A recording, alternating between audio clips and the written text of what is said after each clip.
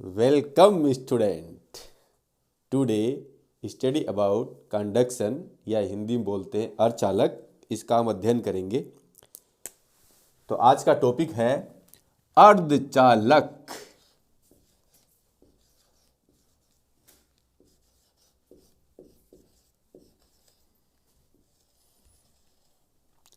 अंग्रेजी में इसे कहते हैं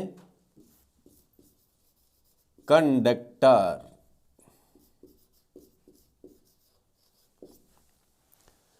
विद्यार्थियों, अर्धचालक को समझने के लिए सबसे पहले हम ये जानते हैं कि चालक क्या होते हैं और अचालक क्या होते हैं।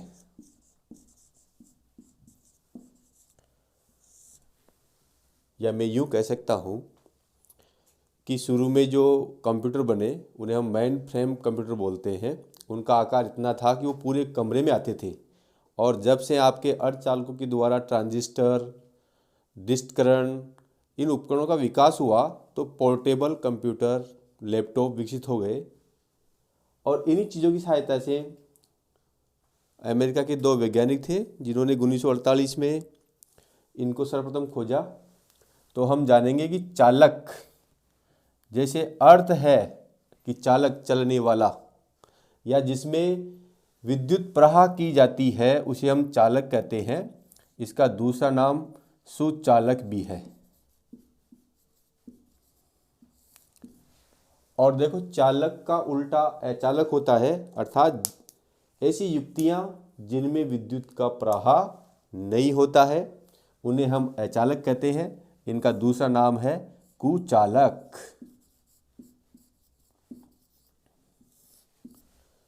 डियर स्टूडेंट्स, हम जानते हैं कि ऐसे पदार्थ जो विद्युत के लिए चालक और सुचालकों के मध्य पाए जाते हैं, उन पदार्थों को हम अर्धचालक कहते हैं। जैसे बेरिलियम, सिलिकॉन, ये क्या है? अर्धचालक हैं। तो परिभाषा हो जाएगी, वे पदार्थ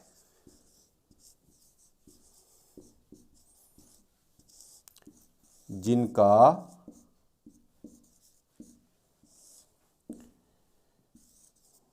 विद्युतीय गुण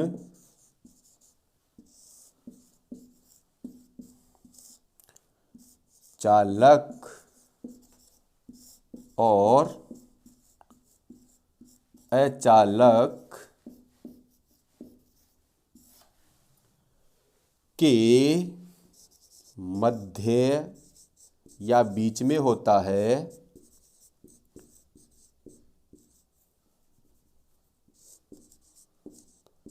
उन्हें अर्धचालक कहते हैं।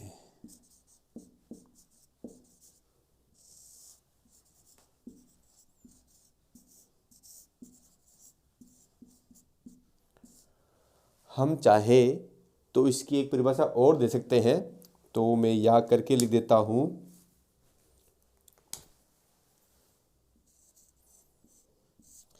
वे पदार्थ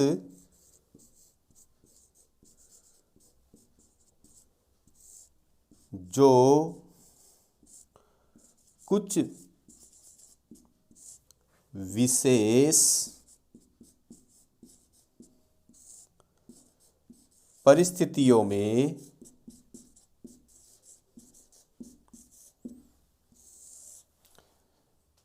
विद्युतीय गुण प्रदर्शित करते हैं,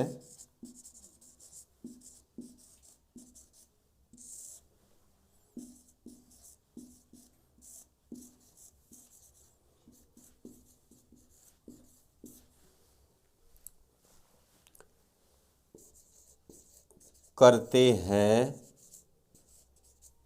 उन्हें भी अर्धचालक की श्रेणी में रखा जाता है, या वो भी अर्धचालक होते हैं।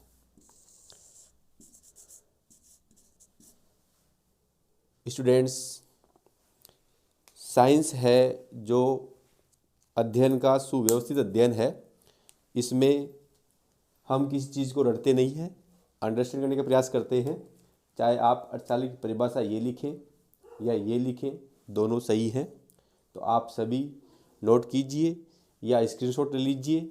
आगे चलते हैं इसके बाद में।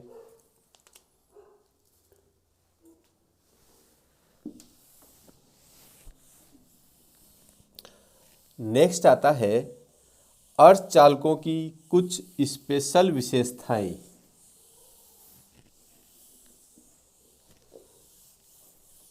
जो हमने अर्धचालकों की परिभाषा देखी, उनकी कुछ विशेष परिस्थितियां या स्पेशल स्थितियां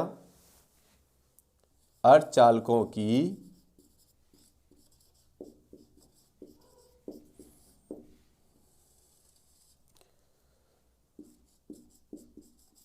सामान्य विशेषताएं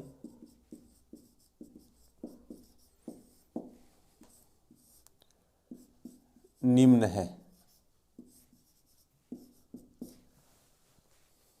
नंबर 1,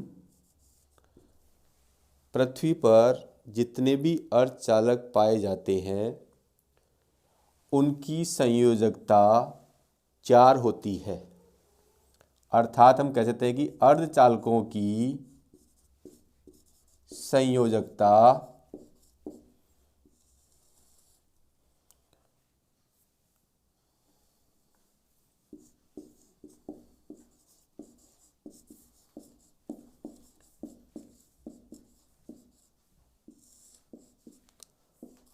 4 होती है। स्थिति नंबर 2,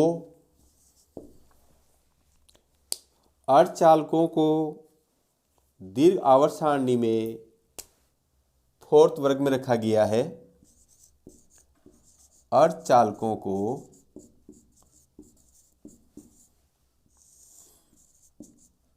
दीर्घाकार आवर्त सारणी में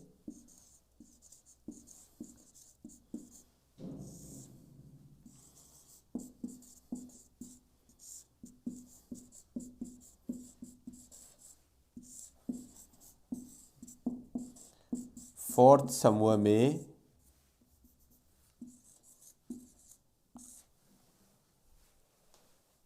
रखा गया है। विशेष स्थिति नंबर 3, और वह है सभी अर्धचालक परम शून्य ताप अर्थात 0 डिग्री केल्विन पर आदर्श कुचालक की भांति कार्य करते हैं। सभी अर्धचालक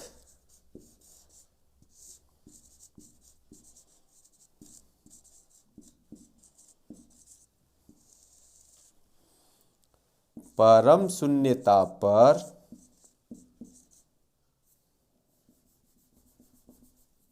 परम शून्य ताप अर्थात जिसे हम 0 डिग्री केल्विन कहते हैं पर आदर्श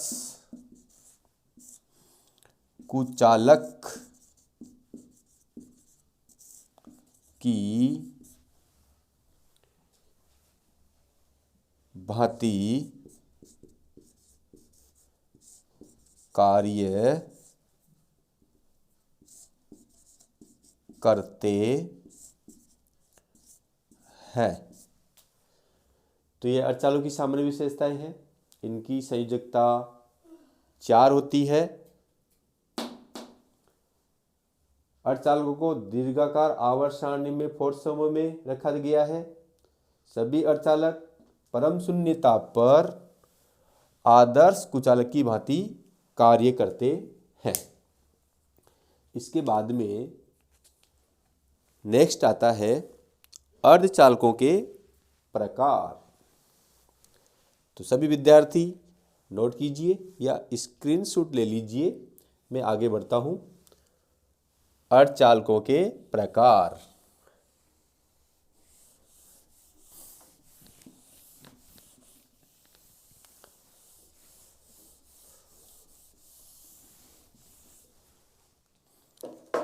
या अंग्रेजी में कहते हैं टाइप ऑफ कंडक्टर।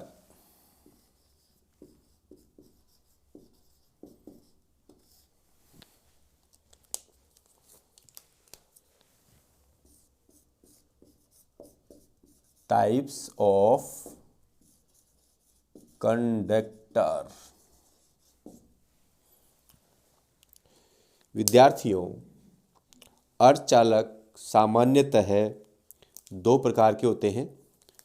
नंबर 1, शुद्ध अथवा नेज अर्धचालक। नंबर 2, अशुद्ध अथवा बाह्य अर्धचालक। तो सामान्यतः अर्धचालक दो प्रकार के होते हैं।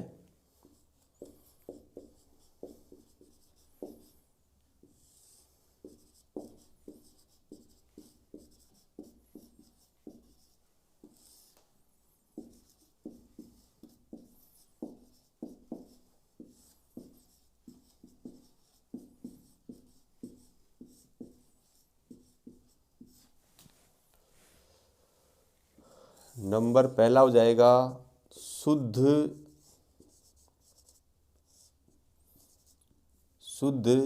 अथवा नेज अर्धचालक।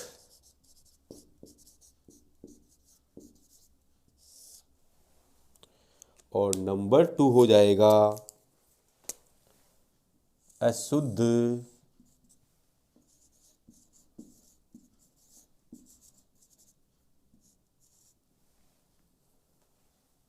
अथवा बाह्य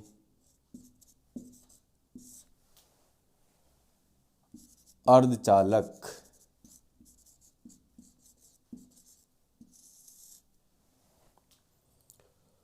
सबसे पहला हम लेते हैं शुद्ध अर्धचालक।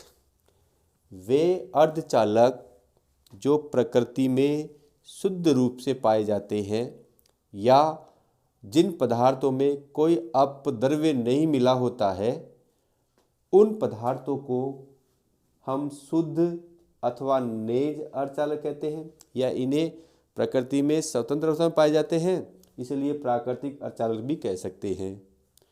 तो कुल मिला के इसकी परिभाषा हो जाएगी, वे पदार्थ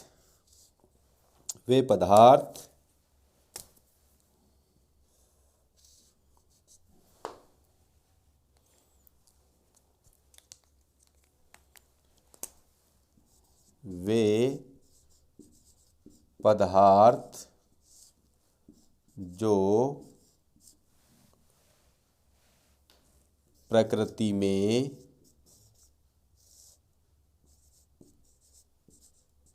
शुद्ध अवस्था में पाए जाते हैं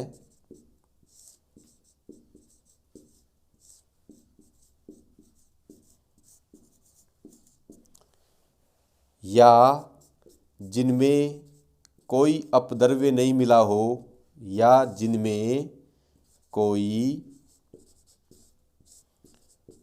अपद्रव्य नहीं मिला हो,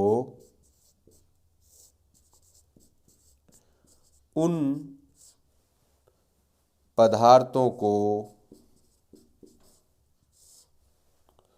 शुद्ध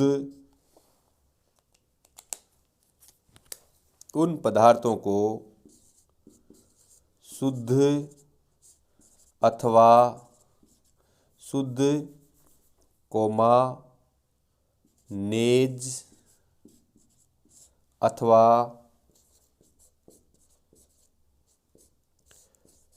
प्राकृतिक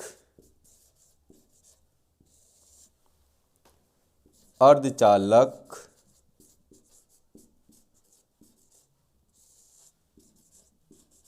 कहते हैं। उदाहरण के लिए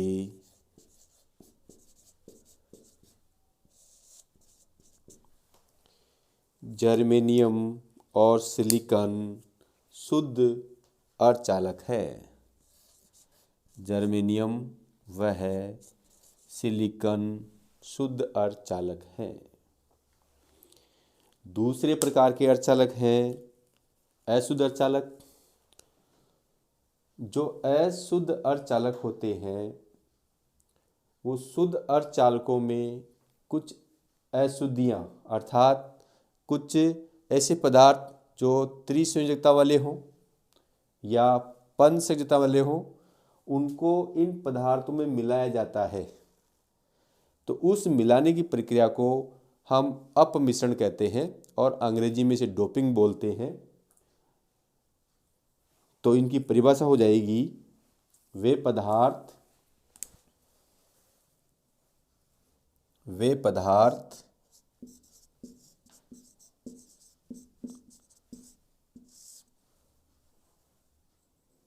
जिन्हें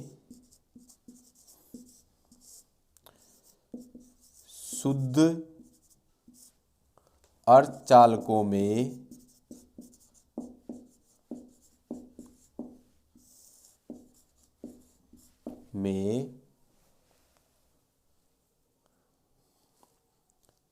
तीन संयोजी का मतलब है जिसकी संयोजकता तीन संयोजकता है, या पंच संयोजी जिसकी संयोजकता 5 है,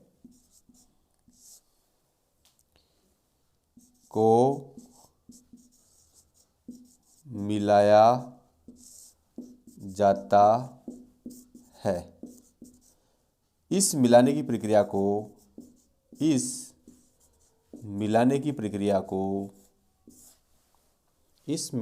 प्रक्रिया को अपमिश्रण या अंग्रेजी में डोपिंग कहते हैं।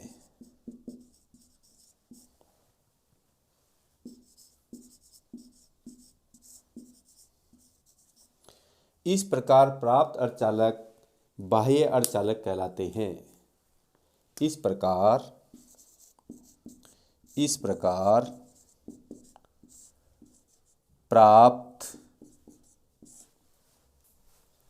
अर्धचालक बाह्य अर्धचालक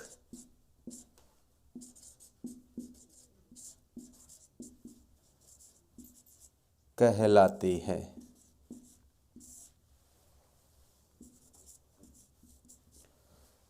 प्रिय विद्यार्थियों, हमने देखा कि यदि हम शुद्ध पदार्थों में तीन संयोजी या पंच संयोजी वाला पदार्थ मिलाते हैं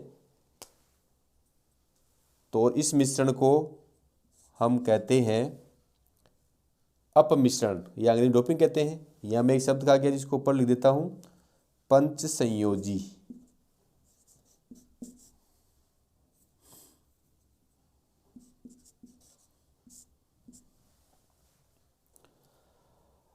अब देखो यहाँ पर, जब हम तीन संयोजकता वाला तत्व किसी शुद्ध अर्धचालक में मिलाते हैं तो हमें एक प्रकार का अर्धचालक प्राप्त होता है, और पंचम संयोजी वाला तत्व किसी शुद्ध अर्धचालक में मिलाते हैं तो दूसरे प्रकार का बाह्य अर्धचालक प्राप्त होता है। या हम कह सकते हैं कि जो बाह्य अर्धचालक होते हैं वो भी दो प्रकार के होते हैं। बाह्य अर्धचालक दो प्रकार के होते हैं।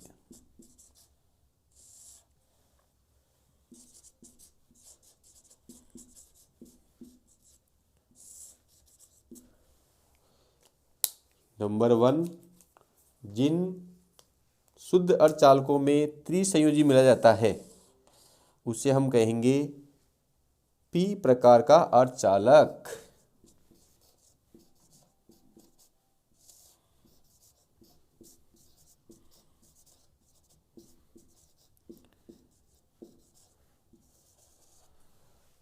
उदाहरण के लिए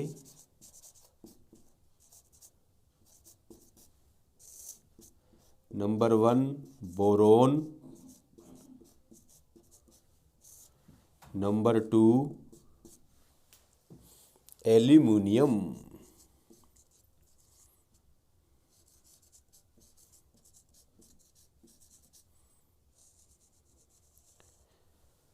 डियर स्टूडेंट्स, जो बोरोन है उसकी भी संयोजकता 3 होती है और एल्युमिनियम की संयोजकता भी 3 होती है। दूसरा है एन प्रकार का अर्धचालक।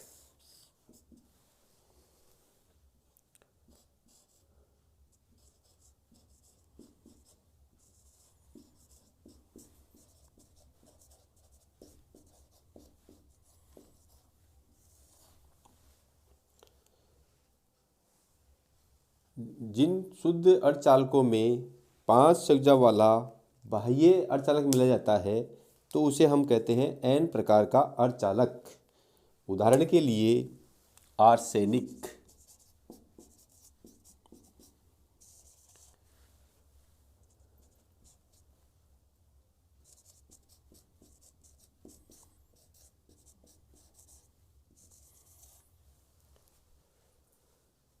हमने देखा कि सामान्यतः अर्धचालक 2 प्रकार के होते हैं, शुद्ध अथवा नेज अर्धचालक। वे पदार्थ जो प्रकृति में शुद्ध अवस्था में पाए जाते हैं या जिनमें कोई अपद्रव्य नहीं मिला हो उन पदार्थों को शुद्ध अथवा नेज अथवा प्राकृतिक अर्धचालक कहते हैं। उदाहरण के लिए जर्मेनियम व सिलिकॉन। अशुद्ध अथवा बाह्य अर्धचालक वे पदार्थ जिनमें शुद्ध अर्धचालकों में 3 संयोजी या पंचसंयोजी को मिलाया जाता है तो इस मिलाने को अपमिश्रण कहते हैं। इस प्रकार प्राप्त अर्धचालक को बाह्य अर्धचालक कहते हैं। और बाह्य अर्धचालक 2 प्रकार के होते हैं, एक पी प्रकार का अर्धचालक और एक ए प्रकार का अर्धचालक। पी प्रकार के अर्धचालक उदाहरण है बोरोन, दूसरा है एल्यूमिनियम। एन प्रकार के अर्धचालक उदाहरण है आर्सेनिक। तो स्टूडेंट्स नोट कीजिए या इसका स्क्रीनशॉट ले लीजिए, फिर हम आगे चलते हैं।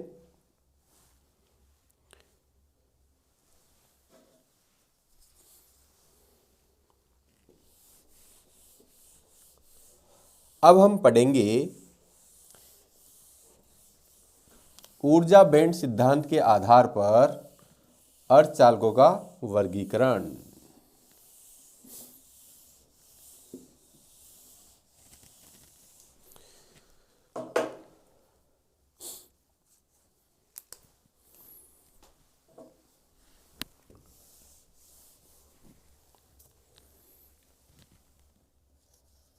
ऊर्जा बैंड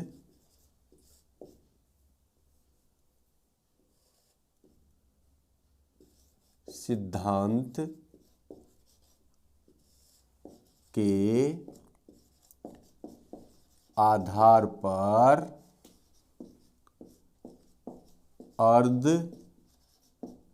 अर्धचालकों का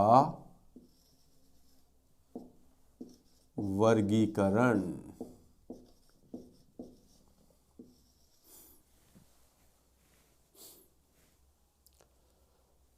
विद्यार्थियों, हम देखते हैं कि जो हमारे अर्धचालक होते हैं उसमें 3 स्तर होते हैं।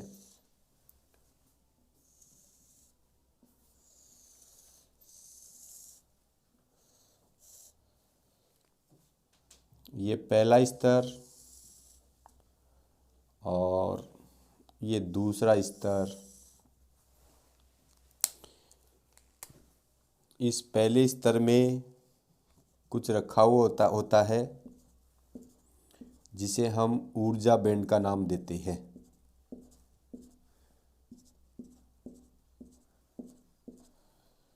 ये जो बीच वाला स्तर है वो वर्जित ऊर्जा बैंड है और इससे ऊपर वाला चालन बैंड है जो रिक्त होता है। इसका नाम हो जाएगा ऊर्जा बैंड।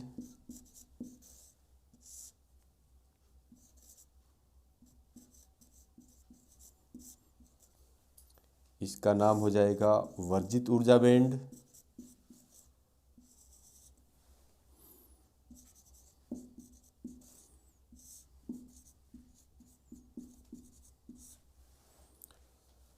और इसका नाम हो जाएगा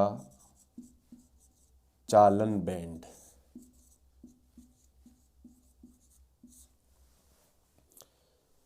चित्र से साफ स्पष्ट है कि जो ऊर्जा बैंड है वो पूर्णतः भरे होते हैं, चालन बैंड पूर्णतः खाली होते हैं।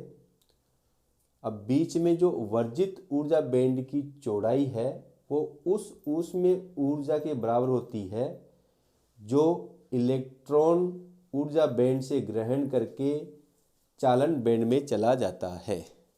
जो इलेक्ट्रॉन ऊर्जा बैंड से ग्रहण करके चालन बैंड में चला जाता है। इस प्रकार हम देखते हैं कि जो अर्धचालक होते हैं उन्हें सुगमता से सुचालक बनाया जा सकता है। तो विद्यार्थियों कॉपी पेन उठाइए और लिखना शुरू कीजिए। ऊर्जा बैंड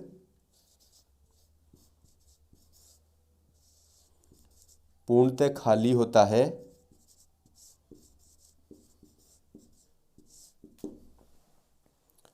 मैं समझ चाहूँगा। ऊर्जा बैंड पूर्णतः भरा होता है,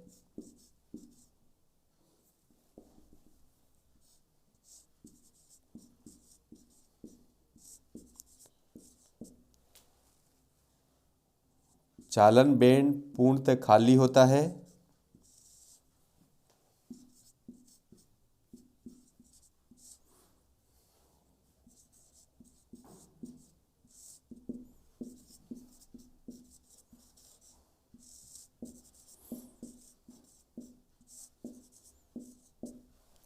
तथा वर्जित ऊर्जा बैंड की चौड़ाई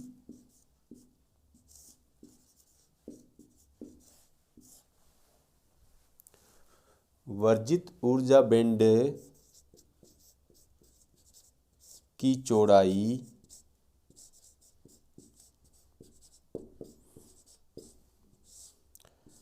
उस ऊष्मीय ऊर्जा के बराबर होती है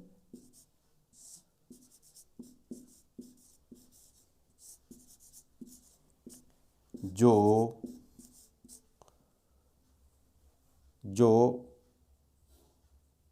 इलेक्ट्रॉन ग्रहण करके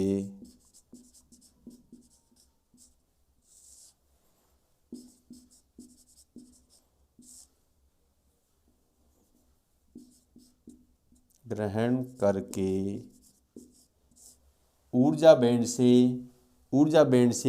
चालन बैंड में चले जाते हैं।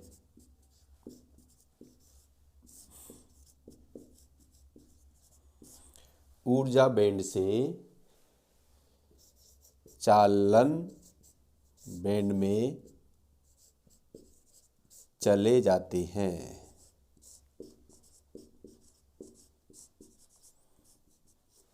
इस प्रकार सुगमता से अर्धचालक को सुचालक बनाया जाता है।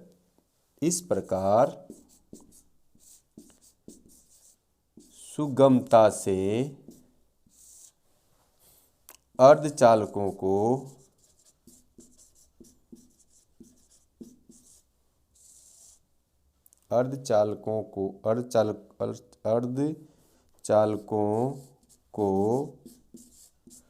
सुचालक बनाया जा सकता है।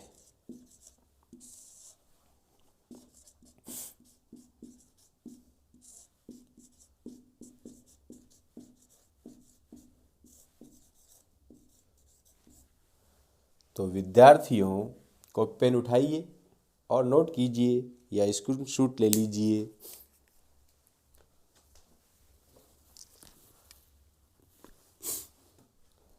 आगे हम अध्ययन करेंगे जो हमने P और N अर्धचालक बनाए हैं उनकी संरचना का।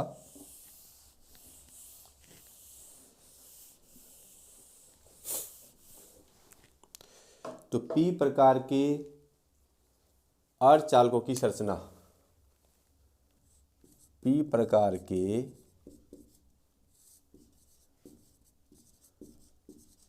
अर्धचालकों की संरचना।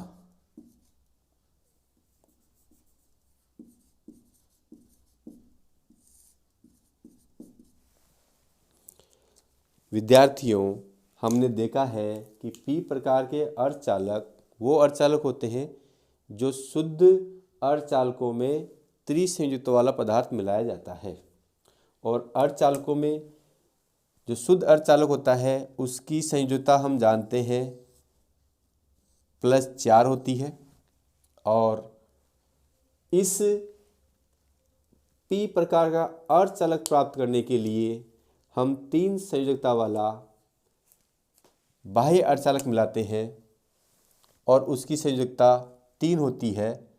तो एक मैं यहाँ ले लेता हूँ,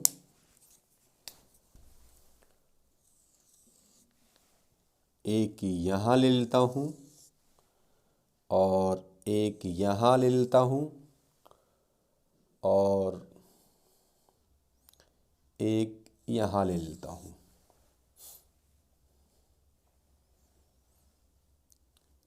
ये जैसे मान लो मैंने जर्मेनियम ले लिया, इसकी संयुजकता 3 है, या बोरोन ले लिया और इसकी संयुजकता +4 है, इसकी भी +4 है, इसकी भी +4 है, इसकी भी +4 है। इसके ये इलेक्ट्रॉन आपस में सहयोग करेंगे, इसमें भी ये इलेक्ट्रॉन सहयोग करेंगे, सेम ऐसा ही आगे रहेगा,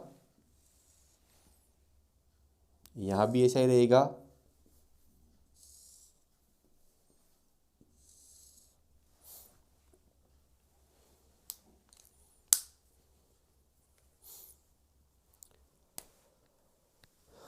हम चाहें तो इस श्रृंखला को आगे बढ़ा सकते हैं।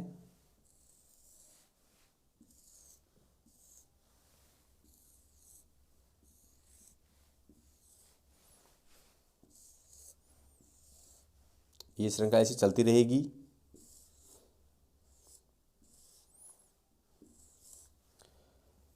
इसका 1 इलेक्ट्रॉन, इसका 1 इलेक्ट्रॉन, इसके 1 इलेक्ट्रॉन, इसके 4 इलेक्ट्रॉन, 1 2 3 4 हो गए। सेम ऐसे यहाँ पर 1 2 3 4, ऐसे ही इसमें 1 2 3 4, 1 2 3 4।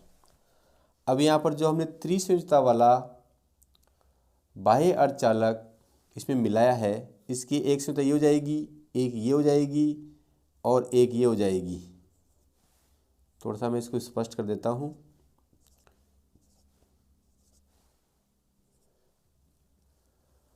अब देखो, इसकी संयोजकता 3 थी, 1 2 3 काम आ गई, ये एक बच गया।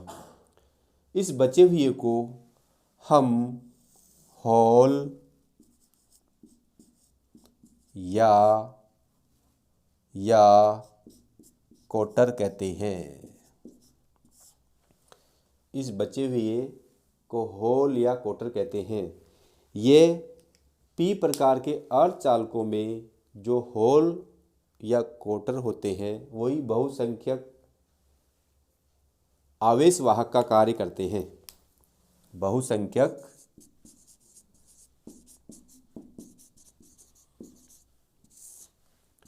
आवेश वाहक का कार्य करते हैं।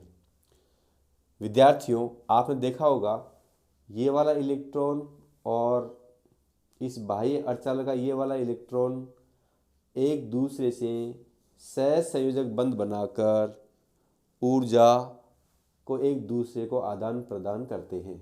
सेम स्थिति यहाँ पर वही रहेगी।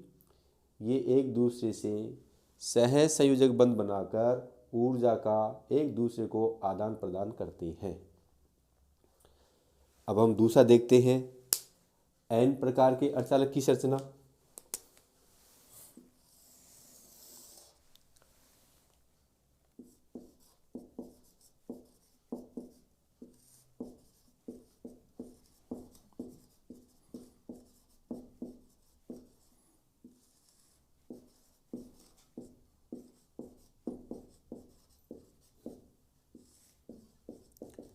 प्यारे विद्यार्थियों, हमने देखा है कि एन प्रकार का अर्धचालक वो अर्धचालक होता है जो किसी शुद्ध अर्धचालक में पंचसंयोजकता वाला तत्व मिलाने पर बनता है।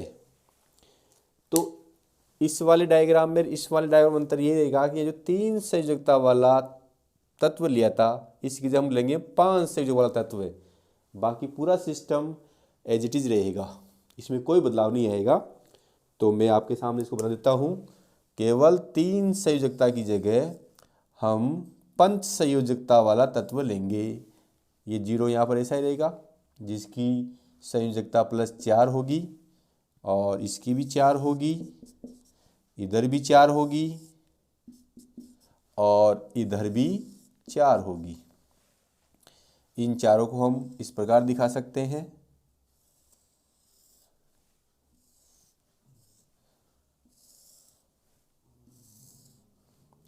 एक इलेक्ट्रॉन, दूसरा, तीसरा और चौथा। सेम यहाँ पर भी 1 2 3 और 4, पहला, दूसरा, तीसरा और चौथा। सेम यहाँ पर भी वैसा ही आएगा।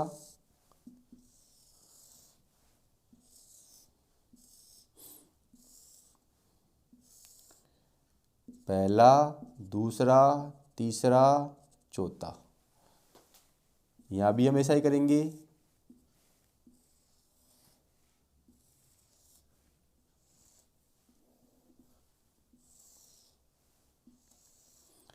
पहला, दूसरा, तीसरा, चौथा। अब देखो, जो 5 संयोजकता वाला तत्व है उसकी एक संयोजकता यहाँ पे आ जाएगी, एक यहाँ पे आ जाएगी, एक यहाँ पे आ जाती, एक यहाँ पे आ गई।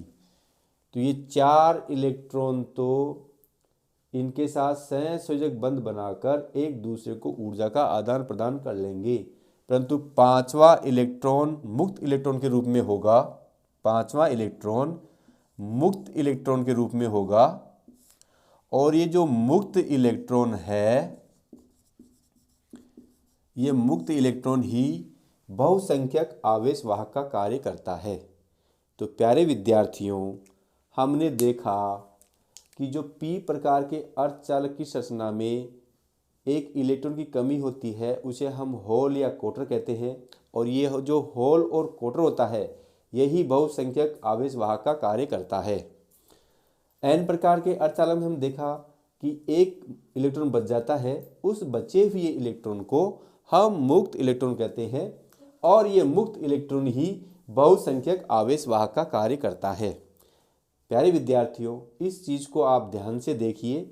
ये कोटर और मुक्त इलेक्ट्रॉन, आने वाला जो नेक्स्ट टॉपिक होगा पीएन संधि डायोड या अर्धचालक डायोड, उनका इसमें महत्वपूर्ण योगदान है। तो विद्यार्थियों, धन्यवाद। मेरे चैनल को लाइक, सब्सक्राइब और कमेंट्स करना नहीं भूलें। धन्यवाद।